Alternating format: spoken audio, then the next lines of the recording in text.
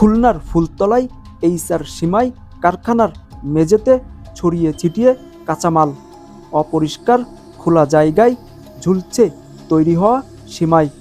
কোথাও নেই স্বাস্থ্যবিধি মেনে উৎপাদনের দৃশ্যমান ব্যবস্থা। কারখানার ভিতরে নেই পর্যাপ্ত স্যানিটেশন, নেই সুরক্ষা পোশাকের ব্যবহার।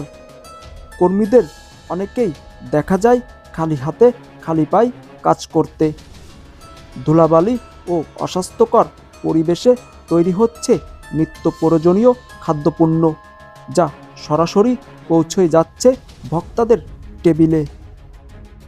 স্থানীয় সূত্রে জানা যায়, দীর্ঘদিন ধরে লাইসেন্স ও যথাযথ অনুমোদন ছাড়াই এইখানে উৎপাদন কার্যক্রম চলছে, কিন্তু সংশ্লিষ্ট কর্তৃপক্ষের নজরদারি চোখে পড়েনি।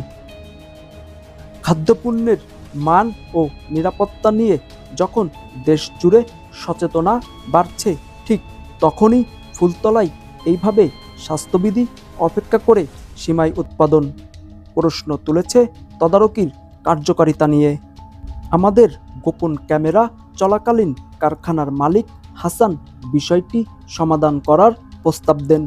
সাংবাদিকদের কাছে অর্থের প্রস্তাব দিয়ে সংবাদ প্রকাশ না করার অনুরোধ করা হয়, যা স্পষ্টতই অনৈতিক এবং আইনের পরিপন্থী।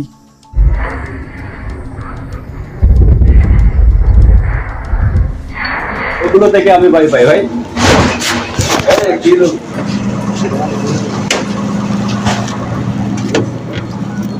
দেখলাম যে কাকার কাছে একটা বিশাল অস্বাস্থ্যকর পরিবেশ। কাকা চুপচাপ কথা বলছে। আপনার মূলত ড্রাইভার, তাই তো? হ্যাঁ।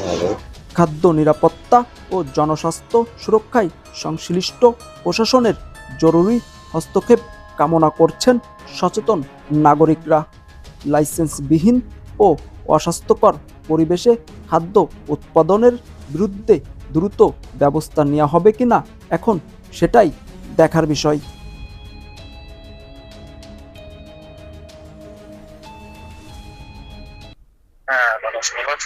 জি আলহামদুলিল্লাহ, ফোন দিয়েছিলাম একটি বিষয় জানানোর জন্য। তো এই বিষয়টি আপনাদের পক্ষ থেকে কোনো পদক্ষেপ থাকবে কিনা আমাদের বোধহয় তো চলতেছে।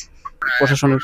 জেলা কার্যালয় তো আলাদা, ও যে উপজেলা কার্যালয়, আর আমি হইলাম বিভাগীয় কার্যালয়। জি ওর কার্যালয়ের সিদ্ধান্ত ওর অফিস নিতে, আর আমার কার্যালয়ের সিদ্ধান্ত আমার অফিস।